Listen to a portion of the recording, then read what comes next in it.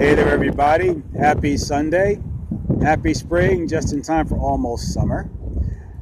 This is Earl Bryant coming at you from the sunny, breezy suburbs of the NYC, also known as Long Island, Strong Island, or Long Island, New York. And it's time once again for Pearls from Earl. I'm going to educate you, edify you, and encourage excellence in every area of your life. Today's Pearl is a very simple question. Do you overtake defeat, or does defeat overtake you?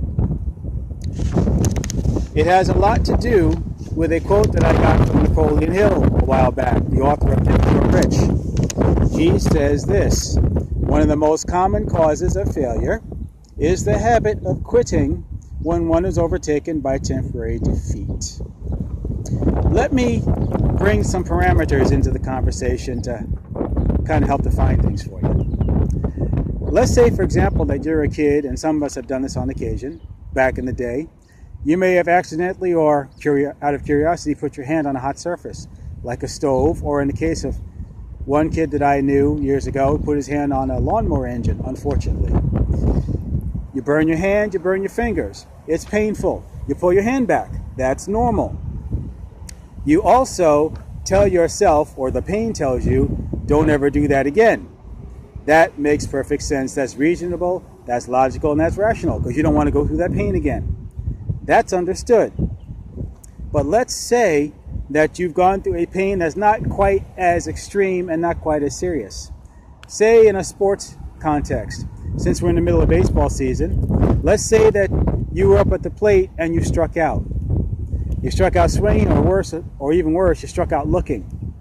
My question is, how did you handle that moment of defeat, that moment of setback? Some people take it in stride and say that's part of the game, get them next time. And they figure they're going to make some kind of adjustment. Other people go the route of what I call Franny fall apart. They have a meltdown, they have a temper tantrum. They might toss their bat, toss their helmet, go into the dugout, bury their head, and just start crying. And I mean just totally lose it. Because they have taken the all or nothing approach. They figure it's a home run or it's a strikeout, and there's no in between. And that's why they overreact, because they put so much pressure on themselves, thinking that succeeding means that you never ever fail. Well, it was one of Napoleon Hill's Thomas Edison's proteges, Henry Ford, who said that failure is the opportunity to begin again more intelligently. And the mentor, Thomas Edison, said, when asked about his failures to invent the light bulb, I have not failed, I have simply discovered thousands of ways that do not work. He had the right approach and the right attitude. He understood that it was about making adjustments. And oh, by the way, before I forget, let me define the word setback for you so it'll help you out a bit. Setback in the dictionary means a check to progress, a reverse, or a defeat. Now, a defeat does not have to be permanent. It can be a short-term thing, it can be like oops, kind of like a child that's learning how to walk who falls down, and they might fall on their butt, they might skin their knee, whatever. It's like, oh well, it didn't work. But do they necessarily allow that to stop them from trying again? No, they don't. They take Henry Ford's advice, whether they realize it or not. They learn the lesson, they say, okay, let me try something a little different next time. And they make the adjustment. You look at sports teams today, they might go into the locker room for halftime or intermission, or even between innings, and they'll say, okay, during that last bit of play, here's what didn't work. Let's try something different. Let's see if we can make an adjustment and do better. And that's how they respond to it, and they learn how to succeed in that manner, and they keep making adjustments until they get it right. Now, some of you may have heard me talk about this a while back, that whenever I had the opportunity to spend time with my father in the backyard, because he had a very busy schedule, those were special, precious times to me, because we both liked baseball, and me getting out in the backyard with my dad was a big deal. And he and I shared a love of baseball. He would pitch balls to me, and I'd swing and miss. He'd keep pitching, and I keep missing. And sometimes when I'm out there pitching, when I'm out there swinging and missing, my friends will be in the backyard behind us, next door, laughing every time I swung and missed. But nothing that they said mattered to me because I was with my dad, and what my dad said or what my dad did meant more to me than whatever they said. So my dad wouldn't give up, and he'd keep pitching because he saw me keep swinging.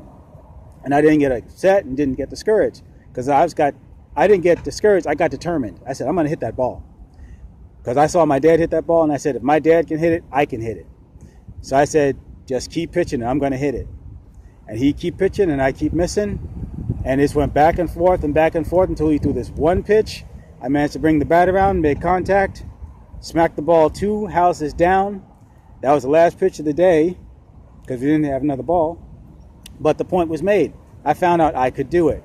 But it would not have happened if I gave up, if I had a meltdown, if I quit, or if I responded as if I had burned my hand on the stove, pulled my hand back, and interpreted a swing and a miss with the same extreme pain as getting your hand burned on a stove, on a grill, on a lawnmower, or any other hot surface. I didn't overreact. I handled it the correct way, and part of the reason why I did so was because I saw my dad playing ball when I was a kid, and he never ever lost it, no matter what happened on the field. My dad always had the right approach, had the right attitude, and he always kept his chin up and he was always smiling because he was enjoying himself, no matter what happened on that field. And in fact, most times when my dad played, I never asked him who won or lost because I didn't care. All I cared about was I saw my dad out there playing ball and having a good time and laughing it up with his friends and talking and just totally enjoying himself. Win or lose, he always had that same attitude. And I'm going to pass that on to you because, like Napoleon Hill said, one of the most common causes of failure is the habit of quitting when one is overtaken by temporary defeat or setback. It's Dr. Willie Jolly who wrote a book, the title of which I think is profound. He said, a setback is a setup for a comeback. Now, not everybody sees it that way because they don't recognize the opportunity that is present in a moment of temporary defeat. Dr. Hill also wrote this: opportunity has a sly habit of slipping in by the back door, and often it comes disguised in the form of misfortune or temporary defeat. Perhaps this is why so many fail to recognize opportunity. They don't see it when it's right in front of them. They don't know how to take advantage of it. They don't know how to apply it. They don't know how to approach it. They don't know what to do with it. And as I like to say, they let this ail them. A.I.L.s is an acronym for all is lost. They let things ail them. They let things get the best of them. They let it overtake them. And they figure all hope is gone. I don't have a chance. And they overreact. So what I'm telling you is this: the next time you encounter a defeat, a setback, temporary misfortune, whatever, it's 10% what happened, it's 90% how you respond to it. It's your approach that determines whether that defeat is temporary or permanent.